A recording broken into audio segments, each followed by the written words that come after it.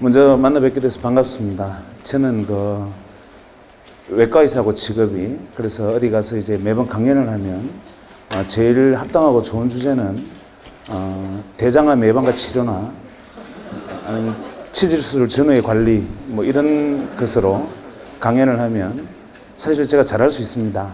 그런데 제가 강연이 보통 뭐 연간 한 500회 정도 되는데 그 중에 단 한 번도 제가 직업인 외과 의사이기 때문에, 그것도 대장암이 전공인데 저한테 대장암과 관련된 주제로 강연을 맡기는 것이 한 번도 없었고, 그게 한 10년 동안 정말 그 많은 강연 중에 단 한 번도 제게 건강 관련 주제를 요청을 받지를 못했습니다. 그래서 오늘은 학생들을 대상으로 이 대장암의 병인론이나 대장암의 역학조사 뭐 이런 주제로 한번 이야기를 해볼까 하다가 끝나고 난 다음에 무지하게 욕먹을 것 같아서 그냥 원래 주제로 돌아가겠습니다. 고민했습니다. 왜냐하면 오늘 아주대학에서 지금 하고 있는 주제에 이 말씀을 맞춰서 말씀을 드리려면 이 두 가지가 있을 텐데, 하나는 능동적이고 아주 다이나믹한 어떤 삶의 입장에서 이야기할 수 있을 거고, 행복이라는 입장에서, 두 번째는 아주 나이브하고 소프트하게 우리가 성찰하는 부분에서 이야기할 수 있을 텐데, 아무래도 학생들을 대상으로 하는 이야기니까 좀 다이나믹한 이야기를 할까 싶습니다. 저는 직업 외과 의사고, 사실은 제가 명함을 어디 가서 내놓으면 많은 분들이 이 사람 진짜 의사였네 뭐 이런 소리를 잘합니다. 그래서 제가 의사처럼 생기지가 않았고, 첫째. 두 번째로는 도저히 뭐 제대로 실력을 갖춘 사람이라고 보이지 않기 때문에 그럴 겁니다. 그런데 그 모든 것은 사실 제가 자초한 탓이 좀 있습니다. 왜냐하면 병원에 앉아서 환자만 열심히 진료하면 되는데 쓸데없는 일들을 하면서 다른 일로 많이 이렇게 다른 사람들이 저를 만나다 보니까 저게 직업의 의사라는 사실 자체를 인정하려 들지 않는 경우를 왕왕 접합니다. 어쩌다가 그렇게 됐는가에 대한 이야기로 먼저 비하인드 스토리부터 좀 들려드리겠습니다. 제가 외과 전문의가 된 게 1993년입니다. 전문의라는 게 의과대학은 보통 이제 의과대학을 졸업하고 해서 면허를 따고 인턴 레지던트를 거쳐서 이 전문의를 이제 자격을 획득하게 되는데, 인턴 레지던트하고 전문의하고 차이는 이 군대에서 이 소위하고 이 별단 사람하고 장군하고 차이 좀 됩니다. 그래서 레지던트 신분에서 전문의 시험에 합격하는 순간 그 다음날부터 식당에 내려가면 밥을 드디어 밥그릇에 담아주기 시작하고, 가운이 폴리에스테르에서 면으로 바뀌고, 뭐 한 50가지 정도가 바뀝니다. 그런데 그 중에 가장 중요한 것은 뭐냐면, 일단 월급이 한 10배쯤 오릅니다. 그래서 레지던트에서 전문의가 되는 순간 이제부터 비로소 이제 꽃이 피었다 뭐 이렇게 생각하는 시절이죠. 전문의시험 합격했다는 통지를 받고 이제 인생의 꽃이 피었구나 생각을 했습니다. 그때가 지금으로부터 무려 15년 전이니까. 그래서 일단은 취직을 해야 되는데, 보통 이제 아주대학병원 또 이제 인턴 레지던트가 수련을 하는 곳이지만, 이렇게 레지던트 트레이닝을 하는 대학병원에서는 전문의 자격증을 딴 사람들이 배출이 되면 각 다른 병원에서, 인력이 필요한 병원에서 이런 이 수련병원으로 인력 요청서를 팩스로 보냅니다. 그러면 그것을 보고 이쪽에서 다시 이제 이력서를 보내고 몇 번 주고받다가 취업하는 형태를 그때만 해도 취했습니다. 지금과 같이 뭐 웹시대가 아니었으니까. 그래서 제가 전문의 자격 시험을 합격한 다음에 저희 의국으로 들어와 있는 인력 요청서를 보니까 몇 군데 병원에서 외과 의사가 필요도 하다는 데가 있는데, 아직 젊으니까 종합병원에서 좀 더 경험을 쌓는 게 좋겠다 생각하고 일단은 큰 규모의 병원이 어디 있나 하고 찾아보니까 종합병원급에서 온 데가 대전에 한 군데, 서울에 한 군데, 대구에 한 군데, 세 군데가 괜찮아 보였습니다. 그래서 그 세 군데에 제 이력서를 보냈습니다.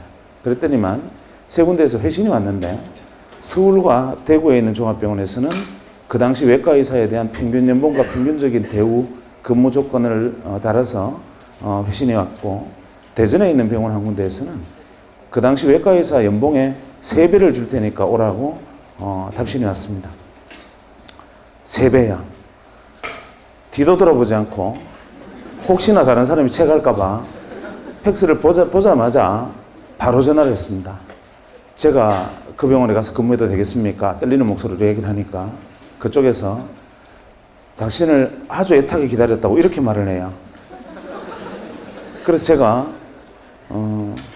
언제부터 근무하면 되겠습니까? 라고 말하니까 빠르면 빠를수록 좋다고 그렇게 말을 하길래 저는 뭐 내일이라도 가려면 갈 수 있습니다. 이렇게 말을 했더니만 그럼 내일부터 와서 근무해달라. 이렇게 말을 하는 거예요.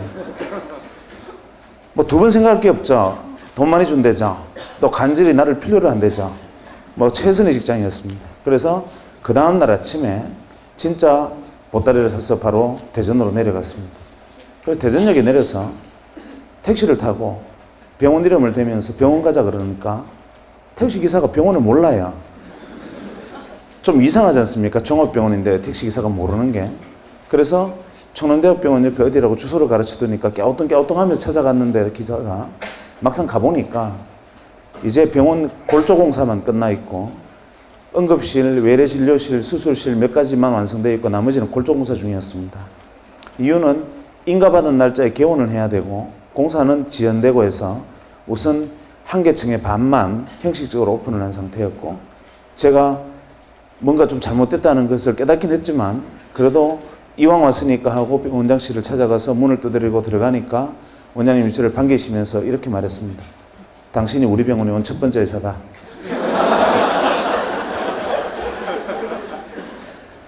뭔가 좀 잘못됐다는 걸 두 번째 깨달았습니다. 그리고 난 다음에 제가 여기서 무슨 일을 해야 되겠습니까? 이렇게 말을 하니까 하시는 말씀이 원래 당신도 알다시피 병원에는 외과 의사는 무조건 3명이 있어야 된다. 종합병원에. 그래야 한 명은 외래 보고 한 명은 수술하고 또 한 명은 밤에 응급수술이나 응급 상황을 커버를 해야 되기 때문에 그 다음날 쉬어야 되고 이렇게 무조건 3명이 있어야 되는데 우선 혼자 있으니까 3가지 목을 다 하고 대신 월급을 3배로 주겠다. 사람을 한 명 구하면 월급을 반으로 줄이고 3명 다 차면 3분의 1만 받아라. 이렇게 말하는 거예요. 제가 그러면 그렇지 저한테 그런 파격적인 혜택을 줄 리가 없는데도 불구하고 유혹을 받아서 갔던 걸 땅을 쳤지만 이미 어떻게 하겠습니까? 그래서 그냥 돌아서려다가 순간적으로 유혹이 생겼어요. 왜냐하면 어차피 레지던트 하느라고 조금 전까지만 해도 뭐 밤잠 안 자고 일했으니까 레지던트 1년 유급했다 생각하면 1년만 바짝 일하면 나머지 2년은 해외여행 다니고 놀아도 되겠다. 다른 사람하고 똑같다 조건이. 이렇게 생각하니까 또 마음이 편해져요. 그래서 좋습니다. 근무해 보겠습니다 하고 근무를 시작했는데 한 3주가 지나니까 죽을 것만 같아요. 왜냐하면 충남대학병원에서 환자가 밀려들면 옆에 병원 생겼는데 거기 가면 받아준다고 다 보내버리는 거예요. 그래서 낮에 외래진료 20-30명 하고 한숨 돌리려 하면 위에 수술 준비됐다 그러고 수술하고 내려오면 환자 30명 기다리고 또 마치고 실내하면 수술 준비됐다 그러고 남들 퇴근하는 시간대 해그름이 되면은 응급실에 환자 50명 기다린다 그러고 이러는 거예요. 한 3주 정도 지나니까 정말 2시간 이상 잠을 연달아 자보지를 못했습니다. 그래서 이제 거의 휘청거리는 걸음을 걷고 있는데 제가 서울에 있는 모 경제연구소에 근무하는 친구한테서 제게 전화가 왔습니다. 전화가 와서 그래 오랜만이다 하고 전화를 받으니까 다짜고짜 이렇게 말을 하는 거예요. 좋은 강연이 있는데 하나 들으러 오지 않겠느냐 이렇게 말해요. 그래서 제가 무슨 강연이냐 물어보니까 미래사회 트렌드에 대해서 프랑스 유학을 갔다 온 아주 똑똑한 친구가 이 강연을 하는데 이게 들어두면 굉장히 좋은 강연일 거라고 일생에 좋은 기회일 거라고 이렇게 말해요. 그래서 제가 그때 그 친구 보고 이렇게 말했습니다. 대전 시민의 생명이 내 양어깨에 다 걸려있다 지금. 지금 경제 강연 들어간다고 병원 비워놓고 갈 상황이 아니다. 말 같지도 않은 소리 하지 마라. 전화를 끊으려 하니까 이 친구가 뭘 하느냐 하면은 이 강연을 안 들으면 평생 후회할 거래요. 그래도 제가 시끄럽다고 전화를 끊었죠. 그런데 되게 여러분들은 안 그렇겠지만 사람이 자기에게 좀 못난 사람들은 누가 평생 후회한다는 둥, 일생일대의 기회라는 둥 이런 말을 하면 그 말이 귓가에 계속 뱅뱅 돕니다. 밤에 수술하다가 배를 가르고 창자를 이렇게 들어올리다가도 도대체 뭐 때문에 이놈이 평생 후회한다 할까 이러다가 도저히 안 되겠어요. 그래서 그 다음날 아침에 원장실 문을 열고 다시 원장실 찾아갔습니다. 그래서 원장님을 만나 뵙고 이렇게 말씀드렸죠. 선생님, 서울대학병원에서 닥터 보조기가 와서 대장암 라이브 수술 세미나를 하는데 이걸 보고 오면 우리도 대장암 특수 클리닉을 개설하는데 도움이 될 것 같다고 이렇게 말씀을 드리니까 깨우뚱깨우뚱 하시더니만 당신이 공부를 그렇게 좋아하는 줄 몰랐다고 이렇게 말해요. 그래서 제가 배움의 길에 끝이 없습니다. 비록 전문의 시험 치고 왔지만 그걸 더 배워서 나쁠 게 남줍니까? 이렇게 말하니까 원장님이 깨우뚱깨우뚱 하시면서 그래 뭐 공부한다는데 어떡하나 노고를 이끌고 내가 지키고 있을 테니 갔다 와라 이러시는 거예요. 그래서 저는 이제 속으로 쾌재를 부르면서 돌아서는데 갑자기 박사님 좀 보자 그래요. 대개 이제 공식 출장은 뭐 학회가 있으면 세미나 카탈로그나 뭐 이런 게 있을 테니까 그걸 가져오라는 줄 알고 뜨끔했는데 그게 아니라 이분이 가슴에서 지갑을 꺼내시더니만 그때 돈으로 무려 100만 원을 제게 주시는 거예요. 그러면서 이왕 서울 가서 학회 가면 학회 마치고 친구들하고 모여서 밥도 사 먹고 술도 한잔 마시고 놀다가 그 다음날 와라 이러시는 거예요. 저는 정말 이런 세상에 이렇게 뭐 횡재가 있나 하고 이제 돌았었는데 지금 돌이켜 생각하면 이 어른이 거짓말 하는 걸 알았던 거죠.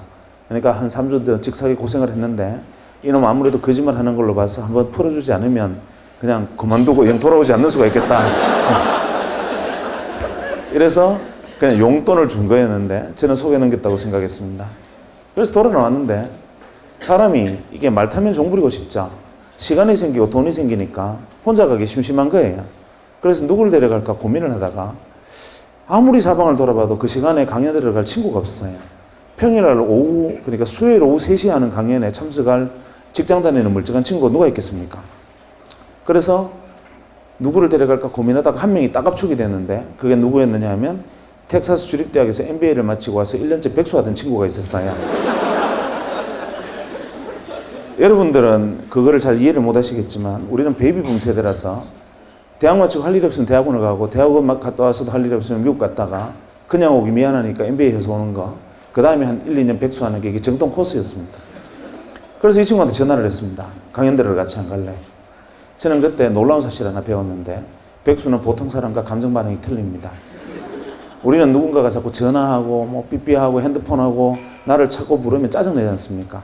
백수는 누군가가 자기 이름을 불러주면 오르가즘 느낍니다.